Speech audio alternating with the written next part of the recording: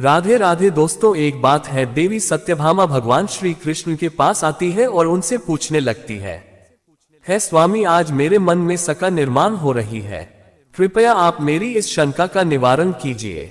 भगवान श्री कृष्ण कहते हैं कि प्रिय, तुम्हारे मन में जो भी शंका हो निसंकोच होकर पूछो, तुम्हारी हर शंका का निवारण करना मेरा कर्तव्य है। तब देवी सत्यभामा बड़ी ही प्रसन्नता से पूछने लगती है, आपकी हम तीनों पहले आपको भोजन कराती है, आपकी सेवा करती है, आपके चरण आती है।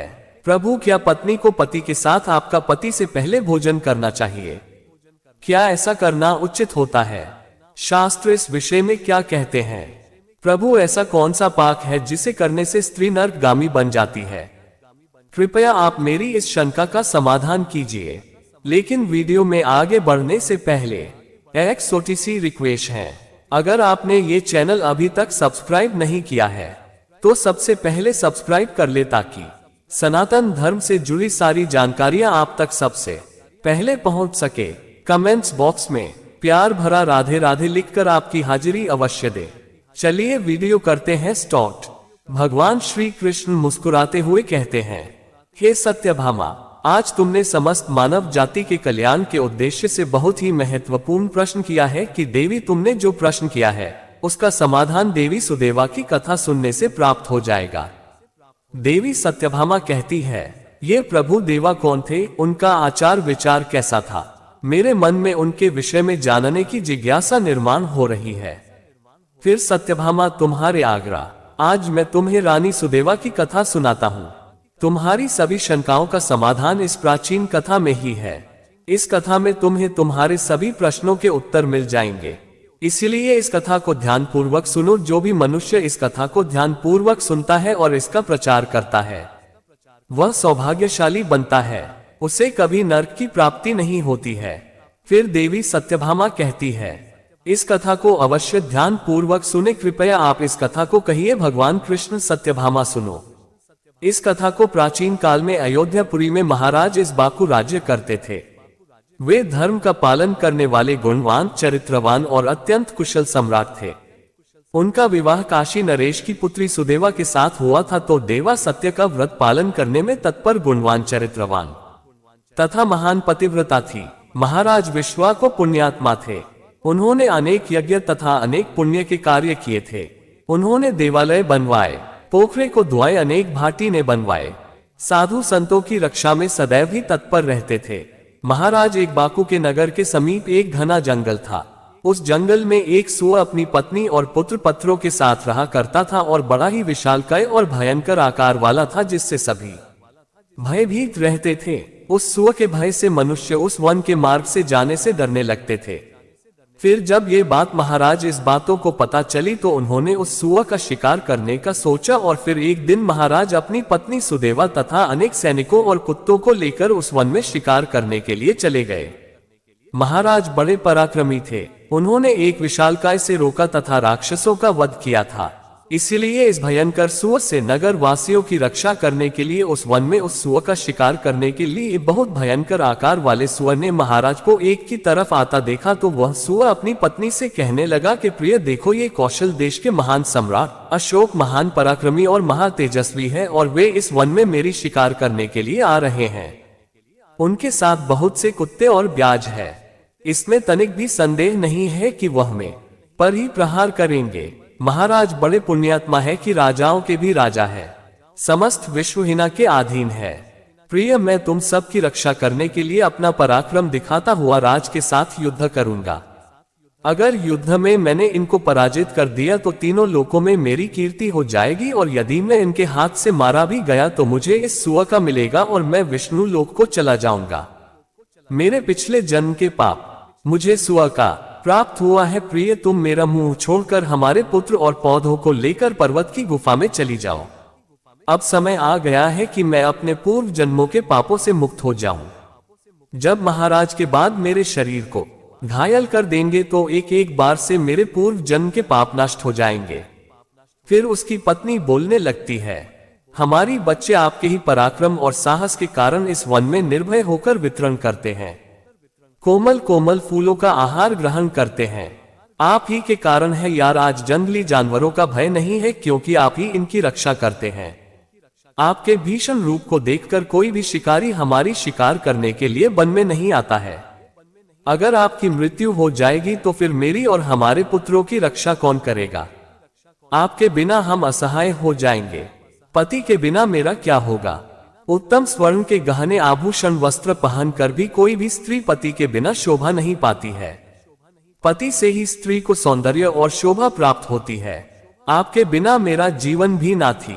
प्राण ईश्वर, आपके बगैर में जीवित नहीं रह सकती है। ना सच सच कहती हूँ, आपके साथ यदि मुझे नरक में भी डाल दिया जाए तो भी मैं खुशी खुशी आपके साथ चली आऊंगी। इसीलिए आप महाराज के सामने मत जाए। आप भी हमारे साथ पर्वत की अंदर में चलिए, हम वही छुपकर बैठ जाते हैं। आप जीवन की इच्छा छोड़कर अपनी पत्नी और पुत्र को अकेला छोड़कर जा रहे हो। इससे आपको क्या सुअ कहता है? हे प्रिय, तुम वीरों के धर्म को नहीं जानती हो, इसीलिए ऐसा कह रही हो। यदि शत्रु वीरों को ललकारता है, युद्ध के लिए निमंत्रण देता है, तो वीर पुरुष को लोग और भय से काय की भांति ऐसे छिपकर नहीं भागना चाहिए। ऐसे पुरुष को 1000 युगों के लिए कुंभपाक नरक में डालकर पकाया जाता है। वीर पुरुष अगर शत्रु का सामना करता है और लड़ते हुए वीर गति को प्राप्त होता है तो उसे मृत्यु के बाद दिव्य लोगों की प्राप्ति होती है। आज महाराज इक्ष्वाकु हमारे पास युद्ध करने के लिए आए हैं। हमारे अतिथि हैं और अतिथि का अनादर नहीं करना चाहिए। अतिथि का अनादर साक्षात भगवान विष्णु का अपमान होता है, इसलिए उनके युद्ध करना मेरा कर्तव्य है। फिर वह सुअ की पत्नी बोलती है, ये प्राणनाथ महाराज के साथ युद्ध करना चाहते हैं तो मैं भी आपके साथ रहकर आपका पराक्रम देखूंगी। इतना कहकर उस सुअ की पत्नी ने अपने पुत्रों को बुलाकर कहा है, पुत्रों मेरी बात सुनो, आज युद्ध भूमि में अतिथि आए हैं। उनका सत्कार करने के लिए और उनसे युद्ध करने के लिए तुम्हारे पिता जा रहे हैं और उनके साथ मैं भी। इसीलिए तुम सभी अपने भाइयों को लेकर पर्वत की गुफा में जाकर छिप जाओ। महाराज इस वक्त बड़े बलवान हैं। वे इस युद्ध में हमारा संहार कर डालेंगे, इसीलिए तुम लोग यहाँ से भाग जाओ और अपने प्राण बचाओ। फिर वह सुअ के छोटे छोटे बच्चे बोलने लगे थे, माँ, जो पुत्र अपने माता पिता को संकट में छोड़कर भाग जाते हैं महापापी होते हैं। उन्हें घोर नरक में डाला जाता है। जो निर्दयी पुत्र अपनी माँ का दूध पीकर उसे दुख में छोड़कर भाग जाता है, जो पुत्र अपने बाप को विपत्ति में देखकर छोड़कर चला जाता है, वकीलों से भरे हुए दुर्गंध युक्त नरक में गिरता है। इसीलिए हेमा, हम लोग आपको छोड़कर नहीं जाएंगे। फिर बस तू और उसकी पत्नी और उसके बच्चे सभी युद्ध के लिए तैयार हो जाते हैं और युद्ध भूमि की ओर निकल पड़ते हैं। सभी छोटे छोटे सुअ अपने पिता और माता की चारों ओर से रक्षा करने लगते हैं। उधर राजेश बाबू अपनी सेना के साथ उस स्थान पर आ जाते हैं और अपने सामने खड़े सुअरों को देखकर बड़े बड़े शूरवीर योद्धाओं को स्वरों का शिकार करने के लिए आगे भेजते हैं। सभी बलवान शूरवीर योद्धा हाथ में तलवार और भले लेकर सुबह पर आक्रमण करने लगते हैं। फिर सुअरों और राजा के सैनिकों के बीच भीषण युद्ध होता है। सभी एक दूसरे पर भी प्रहार करने लगते हैं और अपने दांतों से सैनिकों को मारने लगते हैं, तो सैनिक अपने बाल मारने लगते हैं। अनेक समर्थक गए, इतने ही घायल हुए और महाराज के अनेक सिपाही भी मर गए और घायल हुए। अब केवल उसकी पत्नी और उसके कुछ 57 पुत्र ही बचे थे। अपने सभी पुत्रों को मरा हुआ देखकर सुअ की पत्नी भयभीत हो गई और अपने पति से कहने लगी, और इन बालकों को लेकर यहाँ से चलो, नहीं तो हमारा बंद हो जाएगा। सभी अपने प्राण बचाकर भाग चलते हैं, नहीं तो महाराज हम सभी को मार डालेंगे। सुअ कहने लगता है कि प्रिय, 2 शेरों के बीच में एक सुअ पानी पी सकता है, लेकिन दूसरों के बीच में एक शेर पानी नहीं पी सकता। तो हर जाति में ऐसा बल देखा जाता है। इसी कारण से सुअ से सभी भयभीत हो जाते हैं। अगर इस समय पर समय मृत्यु के भय से भाग जाऊंगा तो मेरे सुअ जाति की प्रसिद्ध दिन नष्ट हो जाएगी। इसलिए है प्रिय, तुम हमारे बच्चों को लेकर यहाँ से चली जाओ और सुखपूर्वक जीवन व्यतीत करो, इतना सा। सुअ की पत्नी बोली, मैं आपसे बहुत प्रेम करती हूँ। आपने मेरा आदर सम्मान करके, रति क्रिया करके और मेरी रक्षा करके मेरे मन को जीत लिया है। आपसे मेरा मुंह कभी नहीं छूटेगा, इसीलिए मैं अपने पुत्रों के साथ आपके सामने ही प्राण त्याग दूंगी, किंतु आपको अकेला छोड़कर नहीं जाऊंगी। फिर सुअ और उसकी पत्नी दोनों ही महाराज से युद्ध करने के लिए आगे आते हैं। वह सुअ एनका गर्जना करता हुआ महाराज को युद्ध के लिए ललकारता है। वह सुअर उसके सामने आए बड़े बड़े वीर योद्धाओं को अपने दांतों से तिनके की भांति उठाकर फेंकने अपने सैनिकों को मरता हुआ देखकर महाराज को क्रोध आ जाता है और वे अपना धनुष निकालकर उस सुअर पर बड़े वेग से आक्रमण करते हैं। महाराज का एक बार तीव्र गति से जाकर उस सुअर के शरीर में घुस जाता है और वह सुअर जमीन पर गिर जाता है। फिर महाराज उस पर प्रहार करते हैं और सुअर को मार डालते हैं। सुअर के मरते ही उसके प्राण निकलते हैं और विष्णु लोक को चले जाते हैं। फिर महाराज के सैनिक अपने हाथ में भाले लेकर उस सुअर की पत्नी को मारने के लिए उसकी ओर जाने लगते हैं। सुअर की पत्नी अपने बच्चों के सामने खड़ी हो जाती है और बच्चों से कहती है, बच्चों, मैं जब तक यहाँ पर खड़ी हूँ तुम यहाँ से भाग जाओ। सुअर का बड़ा बेटा बोलता है, हे माता, अपने प्राणों के भय से मैं आप मरने के लिए छोड़कर कैसे भाग जाऊं? अगर मैं ऐसा करूं तो मुझ पर धिक्कार है। मैं युद्ध में शत्रु को परास्त करूंगा। तुम अपने पुत्रों को लेकर यहाँ से चली जाओ। फिर सुअर की पत्नी बोली, मेरे पति ने महापापी नहीं, तुझे अकेला छोड़कर कैसे चली जाओ? इतने में ही राजा के सैनिक उन सुअरों के पास आते हैं और उन पर प्रहार करने निय का बड़ा बेटा भयंकर युद्ध करता है और अनेक सैनिकों को मार गिराता। तब महाराज आगे आकर उस सुअर के बड़े बेटे को भी मार डालते हैं। अपने पुत्र को मरा हुआ देखकर सुअर की पत्नी बहुत क्रोधित हो जाती है और भीषण प्रहार करने लगे भी अनेक सैनिकों को मार डाला। इस घटना को महारानी सुदेवा देख रही थी। तब वह महाराज से कहती है, महाराज के सैनिकों को मार रही है, आप आगे चलकर उसका बात क्यों नहीं करते हैं? मेरा यह वचन है कि मैं स्त्री का वध नहीं करूंगा, परी का वध करने से, इसीलिए मैं उस सुअर की पत्नी को ना खुद मार रहा हूं और ना किसी को उसे मारने के लिए भेज रहा हूं। मुझे स्त्री का वध करने में बड़ा भय लगता है। महाराज चुप हो गए। फिर महाराज की सेना में भार्गव नाम का एक बलवान सिपाही था। उसने उस सुअर की पत्नी पर प्रहार किया और उसे जमीन पर गिरा दिया। सुअर की पत्नी मूर्छित होकर जमीन पर गिर पड़ी और लंबी लंबी सांसें लेने लगी। जब रानी सुदेवा ने उस ध्वनि को धरती पर बेहोश अवस्था में देखा तो उन्हें उस सुअर नहीं पर बड़ी दया आ गई। उन्होंने ठंडा जल अश्वनी के मुख में डाला और फिर उसके सारे शरीर पर डाल दिया, जिससे उस शेरनी को होश आया। बनी ने रानी को उस पर शीतल जल डालते हो वह बहुत प्रसन्न हुई और मनुष्य की वाणी में बोलने लगी, मुक्ति दिलाई है, तुम्हारा कल्याण हो। ऐसे वचन सुनकर रानी सुदेवा को बड़ा आश्चर्य हुआ। वह सोचने लगी, ये तो आज मैंने बड़ी विचित्र बात देखी। ये तो मनुष्य की वाणी में सुंदर और पर संस्कृत बोल रही है। फिर रानी ने उससे कहा, तुम कौन हो? तुम्हारा बर्ताव विचित्र है। पशु होकर भी तुम मनुष्य की वाणी में बोल रही हो। तुम मुझे तुम्हारे पूर्व जन्म का वृतांत सुनाओ, किस कारण से तुम स्वर्ण बनी हो? फिर भी कहने लगती है, मेरे पति ने पिछले जन्म में गुरुजनों का अपमान किया था, इसी कारण से उन्हें सुअर का जन्म प्राप्त हुआ है। अब मैं आपको मेरे पूर्व जन्म की कहानी बताती हूँ कि देश में दीपक नाम का एक सुंदर नगर था। उस नगर में वसुदत्त नाम के विद्वान ब्राह्मण रहते थे।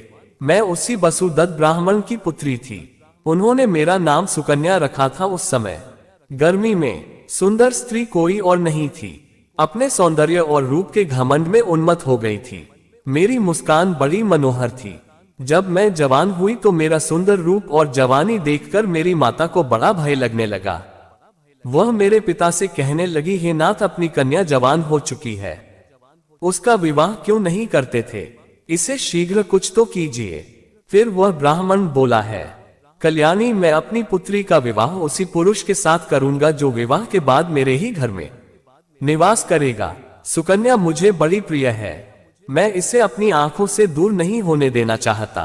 शर्मा नाम के जवान विद्वान ब्राह्मण मेरे द्वार पर आ गए। उसके ज्ञान और कुशलता को देखकर बहुत प्रसन्न हुए और उसे मुझसे विवाह करने के लिए पूछ लिया। फिर मेरे पिता ने शिव शर्मा ब्राह्मण से मेरा विवाह कर दिया और वह हमारे साथ ही हमारे घर पर रहने लगे। परंतु मैं अपने माता पिता के लाड प्यार से दिखा चुकी थी, अपनी विवेक शक्ति खो चुकी थी। मैंने कभी अपने पति की सेवा नहीं की, कभी उनके चरण स्पर्श नहीं किए। दूर दृष्टि से देखती थी, उनका अपमान करती थी, उन्हें नाम लेकर पुकारती थी, उनके भोजन से पहले भोजन कर लेती थी। मैं अपने पति से ही खुद को भोजन परोसवा ले, मैं अपनी मर्जी से स्वच्छंद होकर यहाँ वहां घूमने लगती थी और बात बात पर अपने पति का अपमान करती थी। मैंने उनके साथ कभी सहवाग भी नहीं किया। उन्हें मेरे शरीर को कभी हाथ भी लगाने नहीं दिया। शिव शर्मा बहुत ही शांत स्वभाव के थे। उन्होंने अनेक दिनों तक सहन किया और फिर एक दिन में अत्यंत दुखी होकर मुझे छोड़कर चले गए। मेरे पति के जाते ही मेरे पिता बहुत दुखी होकर कहने लगे, सुनो, हमारे दामाद हमारी पुत्री को छोड़कर चले गए हैं। हमारी पुत्री ही पापचारे नहीं थी, दामाद तो विद्वान थे। मैं क्या जानता था कि हमारी पुत्री सुकन्या दोस्त और कुल ना सुनी होगी कि मेरी माता भोलेनाथ हमारी पुत्री आप ही के लाड प्यार से बिखर गई है। इसे सही राह पर लाने के लिए आपको ही कुछ कविता के घर में रहने वाली कन्या दुराचारी बन जाती है। इसीलिए कन्या को कभी घर में नहीं रखना चाहिए, उसे उसके पति के पास ही रखना चाहिए। हमारी कन्या बहुत दुष्ट और आंख का त्याग करके इसे इसके पति के पास भेज दीजिए। किस प्रकार से माता के वचन सुनकर मेरे पिता बहुत क्रोधित हुए और मुझे कहने लगे, हमारे कुल में कलंक लगाने वाली दुराचारी नी तेरे ही कारण शिव शर्मा हम सबको छोड़कर चले गए। इसीलिए तेरा पति जहां पर है तू वहीं पर चली जा, अथवा तुझे जो स्थान अच्छा लगे वहां पर चली जा। अपने घर को छोड़कर चली गई बाहर। मुझे लोग कुलता आप ही नहीं दुराचारी नहीं कहकर संबोधन करने लगे। इसीलिए मैं अपने पति को ढूंढते हुए चली गई। एक दिन में मैं एक कुटिया के सामने जाकर खड़ी हो गई और भिक्षा मांगने लगी। वहां पर उस कुटिया में रहने वाली मंगला नाम की स्त्री ने मुझे देखकर अपने पति से कहा है, स्वामी, द्वार पर एक दुखिया दुबली पतली स्त्री भिक्षा मांगने के लिए आई है। मंगला का प्रतीक शर्मा ही था जिन्होंने मेरा प्यार किया था। मुझे देखकर उन्होंने मुझे पहचान लिया और अपनी पत्नी से कहने लगे कि मेरी पहली पत्नी तो कर लिया है जो मुझे बहुत प्रिय थी, इसलिए तुम इसका आदर सत्कार करो और इसे अपने घर में स्थान दो। फिर मंगलानी अपने पति की आज्ञा का पालन करते हुए मुझे घर के अंदर बुला लिया और मुझे पहनने के लिए बस चाहिए। एक दिन में बैठकर मंगला के अच्छे स्वभाव का और मेरे दुष्प्रभाव का विचार करने लगी और मुझे बड़ा दुख होने लगा। अधिक चिंता करने के कारण मेरा हृदय फट गया और उसी क्षण मेरी मृत्यु हो गई। उनके दो दूत उस स्थान पर आ गए और मुझे उठाकर यमलोक ले गए। वहां पर यमराज ने मेरा लेखा जोखा देखा और यमदूत उससे कहा, हे दूतों, इस पापिनी स्त्री ने अपने पति का बहुत अपमान किया है। ये पति से पहले ही भोजन कर लेती थी, अपने पति को नामसी थी, उसके घर के काम करवाती थी, इसलिए इस पापी स्त्री को ले जाकर नरक में डाल। यमदूत मुझे और उन्होंने मुझे चलते हुए अंगारों में डाल दिया। लोहे के चलते हुए पुरुष बनाकर मुझे उन्हें आलिंगन दिलवाया। वह नरक में मुझे अनेक वर्षों तक कष्ट भोगने पड़े। नरक की सजा भुगतने के बाद यमराज ने मुझे सुअर निकेतन में डाल दिया। सुअर नहीं बोली। इस प्रकार से मैंने आपको मेरे पूर्व जन्म का वृतांत सुना दिया है। अब मुझे इस जीवन से मुक्ति दिला दो। आपने अपनी पति की बहुत सेवा की है, इसीलिए मुझे आपका थोड़ा सा पुण्य प्रदान करो रहती है। अब मैं क्या करूं? आप जो आज्ञा देंगे मैं वही करूंगी। महाराज विश्वा को कहते हैं, हे प्रिय, ये बेचारी बहुत दुख उठा रही है, तुम अपने बोलने से उद्धार करो। महाराज की आज्ञा लेकर रानी सदैवा ने सुअरनी से कहा कि देवी, मैं अपने 1 वर्ष का पुण्य तुम्हें प्रदान करती हूँ। रानी के इतना कहते ही उस वर्णी के प्राण चले गए और उसके शरीर से एक दिव्य स्त्री प्रकट हुई और फिर वह महारानी और महाराज को नमस्कार करके विष्णु लोक को जाने लगी। भगवान श्री कृष्ण कहते हैं, हे सत्यभामा, इस प्रकार से मैंने तुम्हें यह महान कथा सुनाई है। तुम्हें तुम्हारे सभी प्रश्नों के उत्तर भी मिल गए होंगे। देवी सत्यभामा कहती है, स्वामी, आपने आज मुझे बहुत ही पवित्र कथा सुनाई है और मेरी सभी शंकाओं का निवारण भी किया है। तो दोस्तों, उम्मीद है आपको भी यह कथा पसंद आई होगी। गरुड़ पुराण कथा, रामायण, गीता, महाभारत की ऐसी कई रोचक कहानियां हैं जो हम आपको बताते रहेंगे। हमसे जुड़े रहने के लिए हमारे चैनल को सब्सक्राइब कीजिए। आपका बहुत बहुत धन्यवाद।